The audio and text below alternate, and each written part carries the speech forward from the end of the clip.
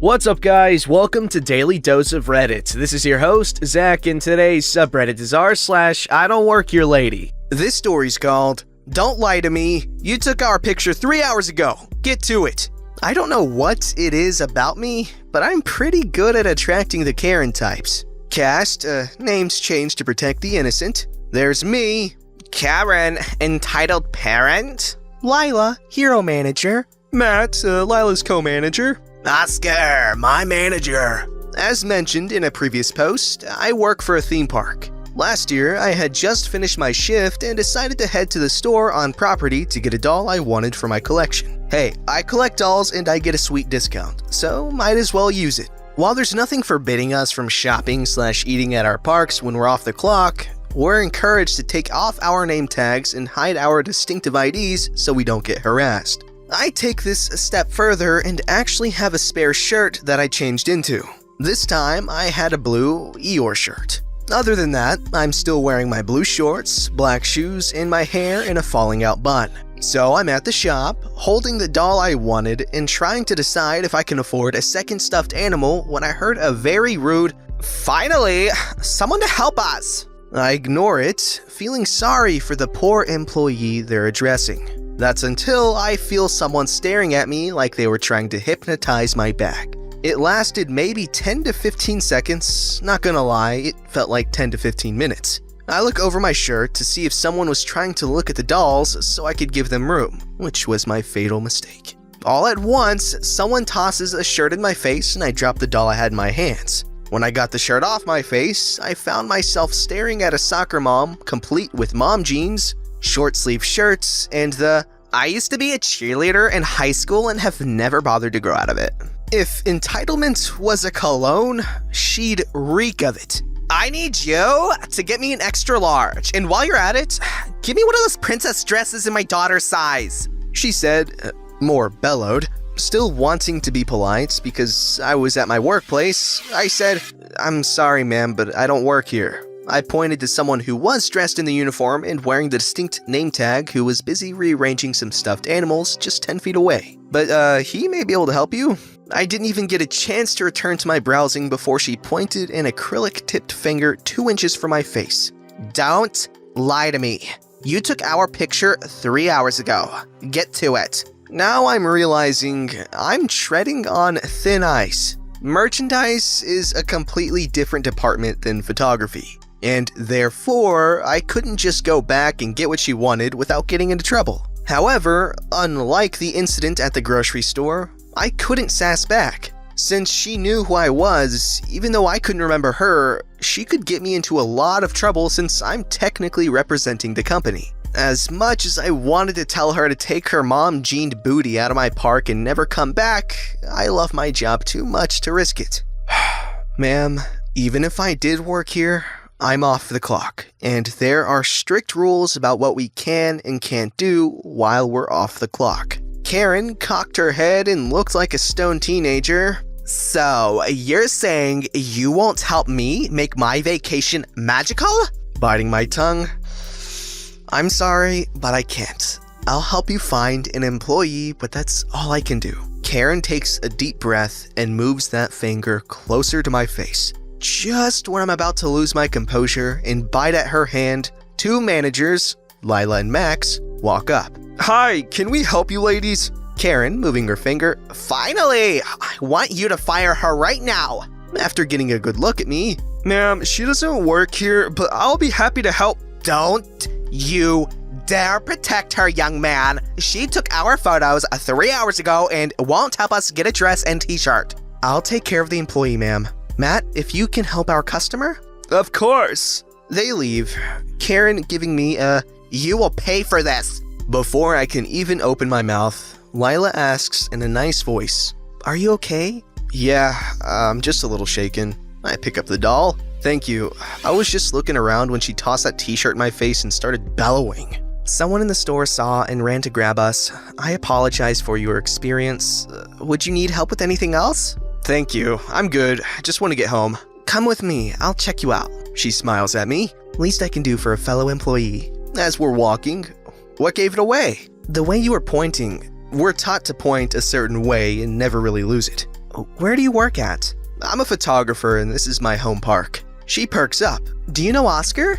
Yeah, I know he was merchandise before he joined us. You know him? He trained me. We talked for a few minutes while she checked me out and sent me on my way. The next morning, I arrived to work and sure enough, Oscar was waiting for me and asked me to see him. I agreed and went in. I understand there was an incident at the store yesterday. I took a deep breath and explained everything. Oscar listened and waited for me to finish. Just so you know, you're not in trouble. I got an email from Lila explaining what happened and how well you handled the situation. She also wanted me to make sure you were okay. I was relieved beyond belief and went about my day. The smile on my face was real. Now, every time I see Lila and Matt, I smile and greet them. Wow, this was actually insanely wholesome and I actually really freaking love it. I always love to hear stories where the manager gets the employees back and, everything works out great for the people that it deserves to work out great for. And it's kind of cool not hearing, and then the police came and smacked Karen in the face with a donkey hoof and, stuff like that. Just the good stuff. This story's called, Dude, What? So I used to work in a big orange home improvement store and did so for about 3 years. The dress code was jeans and a polo shirt with an apron over them in the company's blaring color. I have since moved on into a sales position at a different company. The dress code here is quite similar with the logo polo, jeans, and minus an apron. One day, I have to stop at the orange box to get tools to work on my house. I head in, and as I am quite familiar with the layout, I head to where this tool is on the back wall of the store. I'm not really paying attention as I go. Why would I? I don't work there anymore. A guy puts his hand out to block my path and says, "It's about time someone showed up. I've been waiting here for 15 minutes. It's a middle-aged man and his wife. Neither one of them look happy in the least.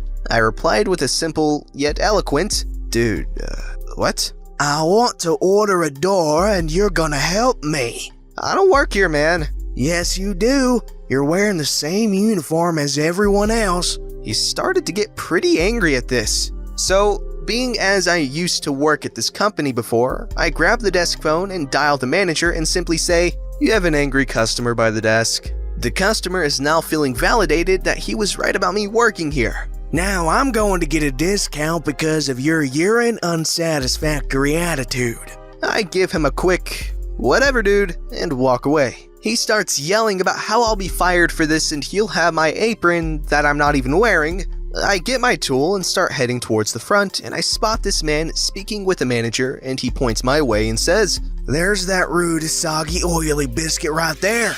And now the manager is looking pretty confused because he knows I don't work there. I know I don't work there, and that I've been yelled at by some rando who is just confused and wants to be right. I walk up and state to both the manager and the rando, "I don't work here. This man was quite rude to me and I feel as though I deserve an apology." The manager starts saying sorry to me, and that's when it sinks into this guy that I actually do not work here. "Hey man, I didn't know you didn't work here. I thought you were just ignoring me." I asked him, "How could you have possibly known? Besides the fact that I'm clearly wearing a different company's logo on my shirt and have no apron in sight." The guy goes flush, grabs his wife, and walks away faster than I thought he could have towards the front doors. And that's how I got a free drywall kit. I seriously don't understand how so many people just ignore the fact that people are not wearing a uniform and just assume this random person works there. But who cares? It makes for good reading material. This story's called, "He Was Wearing Headphones." Sir, he has autism. Last night, Oscar and I were talking about the incident I had with a Karen at the local store last year and how his former coworker, Lila, saved me before the situation got worse. He had his own story to share and has granted me permission to post it here. Cast: Oscar, Joseph, Penny, George. Back before he joined the company we both work for now, Oscar was doing his rounds around the department store he worked at, talking to customers and employees and making sure everything was running smoothly. It was a slower than usual Monday, so Oscar was able to enjoy his stroll. He came upon a teenaged guest reorganizing the stuffed animals and making everything look neat, under the supervision of his mom. Oscar noticed the guest was wearing noise-canceling headphones. "Thank you so much for making everything look neat. You've got an eye for detail. Penny, a bit embarrassed. He likes to organize and clean up as it keeps him calm when he gets overstimulated. I can get him to stop if it's being a problem. Oscar nods. My son does the same thing, and as long as it helps him, then you're more than welcome to. He says to Joseph. You're doing a great job. He left. Oscar decided to get some paperwork done when they heard a loud clattering and a cry. Oscar ran back to see this huge man who looks like he had eaten one Thanksgiving dinner too many, and his button-up shirt was about ready to burst open, standing over Joseph. Joseph had his hands over his ears, now sans headphones, and looking like a proverbial deer in headlights. The guest was pointing at him. Now that you aren't listening to your music, are you gonna help me? Penny walked up to him. Sir, my son is not an employee and has autism. George looks at Penny with narrowed eyes. Don't lie, he was wearing headphones. Realizing the situation needed to be de-escalated, Oscar walked up, customer service smile on his face, although he was seething inside. May I help you, sir? George notices Oscar. Thank God you're here. You really need to tell your employees here. Points at Joseph and Penny. To not wear headphones on the job and to stop covering for each other. I can't believe that you hire raccoons. Insert 7-letter insult that begins with an R, ends with an S, and is considered the best way to get your booty kicked at least 6 ways to Sunday in all 50 states. Now, the important thing to know about Oscar is this. While he's the kind of man who will give you the last dollar in his pocket if you needed it, he really doesn't take kindly to someone being treated badly, especially if it's a person with disabilities, as his younger son has autism. Oscar looks the customer down with a dad glare. Sir, I'm gonna have to ask you to watch your language and your actions. I can verify that these are a pair of guests and that he was rearranging the shelves because he wanted to. And even if they did work here, that doesn't give you the right to harass them. Just then, a security guard walked over, apparently attracted by the commotion. George went from tomato red to bedsheet white. Oscar turned back to Penny. If you want to press charges, we can help you with that. No, I think it's best if we just left. Okay, if you think that's best. George, now realizing that this would be the best time to leave, walked away. Oscar picked up the headphones and returned it to Joseph. Penny hugged Joseph. Thank you, sir. You're welcome. I apologize that you had to endure that. Is there anything I can do to make this situation better? No, but we greatly appreciate it. I'll let the staff know to watch out for that man, and if there's any problems, don't hesitate to contact us. George never stepped foot into that store again. From then on, Joseph and Penny would come to the department store to say hello and organize the shelves every Monday, with Oscar occasionally bringing out some extra toys for Joseph to put away if he wanted. What a good guy Oscar is. Let me throw a deep cut in here. Oscar the Shark Slayer, more like Oscar the Jerk Slayer. Let me know if you get that reference. That was stupid. This story's called I'm Not an Interpreter. Literally happened earlier this morning. My roommate gets home and gets himself a shower after work. He's trying to unwind and having a conversation with me in American Sign Language. I notice he starts acting a bit off. Being epileptic myself, I start to suspect, but not sure. I ask if he's feeling alright, and he says he feels weird and suddenly full-blown seizure. This roommate does not have a history of seizures, so I immediately get my boyfriend to call 911 and ask for paramedics. Meanwhile, I'm putting on my hearing aids and getting my shoes on, as by this time I've already moved things that could hurt him away from him prior. The paramedics come. I grab the roommate's keys and drive his car to the hospital. I get there and check in as a guest, with a guest sticker to slap beautifully across my chest. I get let in and told where his room is, blah blah. If you've ever visited someone in a hospital, you know the general gist of getting to the person's room. So I'm sitting there, wearing my hearing aids, so now I could potentially have a conversation without the need for signing. But I'm signing anyway. I'm just more comfortable that way. He, in turn, signs what he can.